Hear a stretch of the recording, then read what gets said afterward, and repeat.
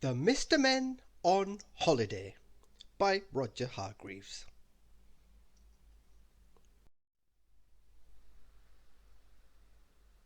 One year Mr. Happy was sitting at home in Happyland when he had an idea. He smiled. What a good idea! He grinned. What a splendid idea! He chuckled. What a wonderful idea! He laughed out loud. And what was this splendid idea? Why, to go on holiday with all the other Mr. Men. That's what. Brilliant!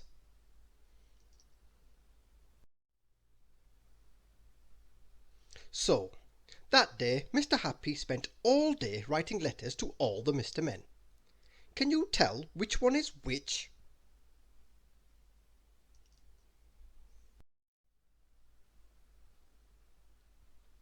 Mr. Greedy was at home having lunch. Mutton chops and peas. 14 mutton chops and 999 peas. A little light lunch. There was a knock at the door. "Bother!" muttered Mr. Greedy, with his mouth full. He didn't like to be interrupted while he was doing something important. It was the postman with Mr. Happy's letter. Mr. Greedy read the letter while he finished his lunch. "A holiday sounds fun," he thought. "Just so long as there's plenty to eat wherever we go."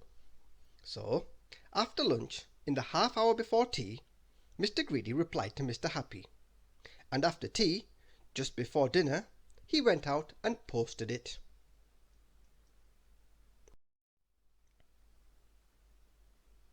Mr. Silly was at his home in Nonsense Land when his letter arrived. "Ooh, goody!" said Mr. Silly, and opened the letter, and read it, and ate it. "Delicious!" he said. "I like letters." How silly! Mr. Forgetful was doing the gardening at Forget-me-not Cottage when his letter arrived. He had to read it 10 times because he kept forgetting what it said.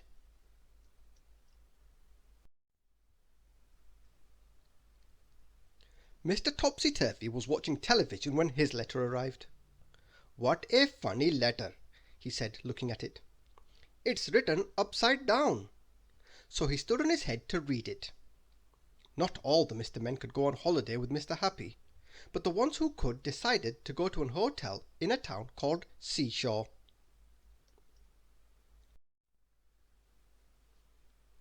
Seashore Hotel.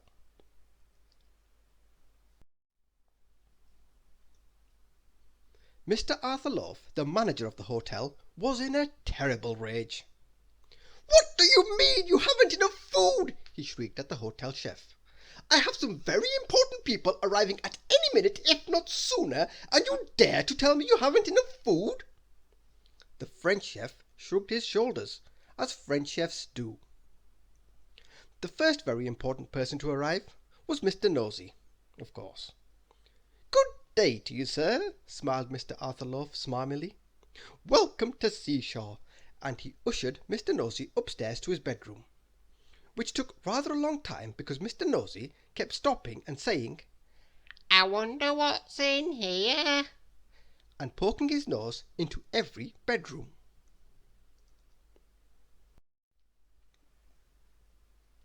Later that day, the rest of the very important people arrived. Mr. Silly was pushing a wheelbarrow. "So much easier than walking," he explained. How silly! "Good afternoon to you all," announced Mr. Arthur Loaf pompously. "Welcome to All the Mr. Men looked at him in amazement.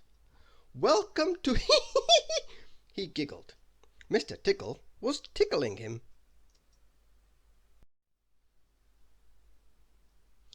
Then all the Mr. Men went up to their bedrooms. "What a ridiculously tiny bedroom," complained Mr. Uppity, "compared to my enormous one at home in my enormous house with its enormous garden in Big Town." "What a quiet room!" boomed Mr. Noisy, making it a not very quiet room.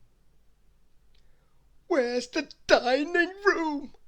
asked Can you guess which mister would ask a question like that?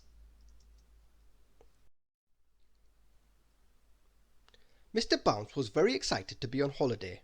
He rushed out of his bedroom door to explore. Mr. Bump was very excited to be on holiday. He rushed out of his bedroom door to explore.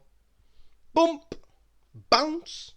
Mr. Bump bumped into Mr. Bounce, who bounced off Mr. Bump. "Sorry!" exclaimed Mr. Bump. "My fault," replied Mr. Bounce, and they went off together to explore.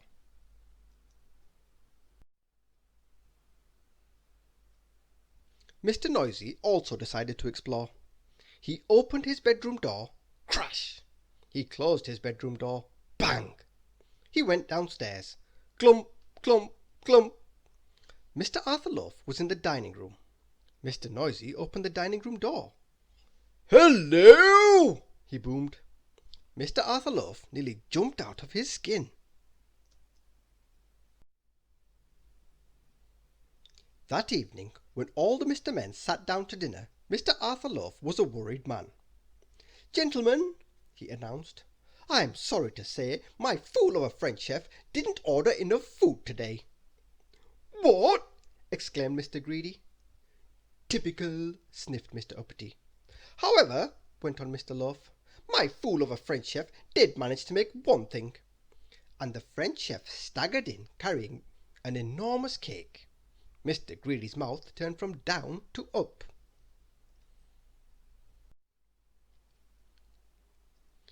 "Better than nothing, I suppose," said Mr. Greedy, eyeing the cake. "Shall I cut it?" Without waiting for an answer, he cut a slice. "I'm surprised you didn't cut yourself a bigger slice than that," said Mr. Uppity. "Yes, it is a bit small, isn't it?" replied Mr. Greedy, as he took his piece of cake. Not the slice he had cut, what was left. "Delicious!" he said, wiping away a crumb. "And if nobody wants that last slice, I'll finish it." And he did. The rest of the Mr. Men went to bed, hungry.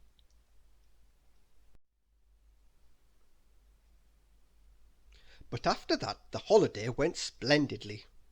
The sun shone every day. In fact, it shone so much every day, Mr. Nosy got the end of his nose sunburnt, and Mr. Dizzy went for a swim, but the tide was out. And Mr. Funny and Mr. Silly built the silliest, funniest sandcastle you ever saw. And everybody was like Mr. Happy, apart from two people. Mr. Uppity, who grumbled all day and every day, miserable old Uppity, and Mr. Arthur Loaf. You see, every time Mr. Tickle saw him, he tickled him.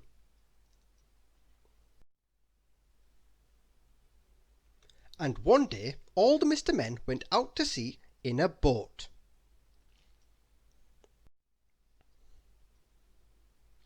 The only thing to go wrong on the holiday was when the Mr. Men went for a walk along the cliffs one evening. Cliffs in the evening can be very dark places. "I'm frightened," said Mr. Dizzy in a small voice. "Nonsense," said Mr. Strong in a strong, brave voice. "Fiddlesticks!" boomed Mr. Noisy in a boomy, noisy voice. "Poppycock!" snorted Mr. Uppity in a snorty, uppity voice. "Follow me." But did Mr. Uppity know the way back to the hotel in the dark? No. And they were lost. "Ooh!" wailed Mr. Dizzy. "Ooh!"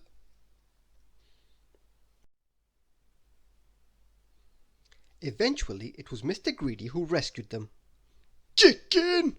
he suddenly said out loud. "Roast chicken!" Everybody looked at him. "Where?" they said. "And roast potatoes!" went on Mr. Greedy. "Where?" everybody said.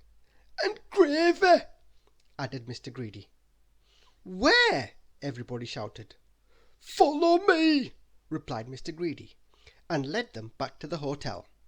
And for dinner that evening they had roast chicken and roast potatoes and gravy. Mr. Greedy had 9 helpings. He went to bed that night feeling very pleased with himself, and feeling something else as well. Fat.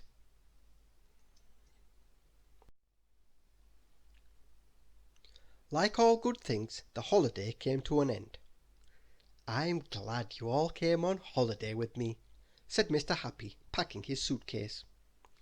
I enjoyed it, said Mr. Nosey, looking into Mr. Happy's suitcase.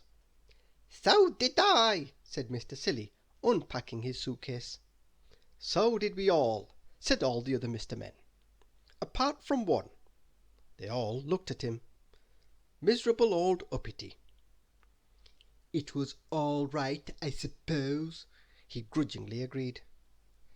"It was better than all right," cried Mr. Greedy, seizing the French chef by the hand and shaking it. "It was delicious." "Goodbye, everybody," called Mr. Arthur Loaf. "I'm glad you all enjoyed your All the Mr. Men looked at him. He tried again.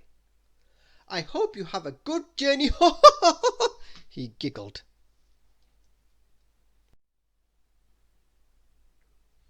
Can you guess which Mr. Man was saying goodbye to Mr. Arthur Loaf? Thank you for listening.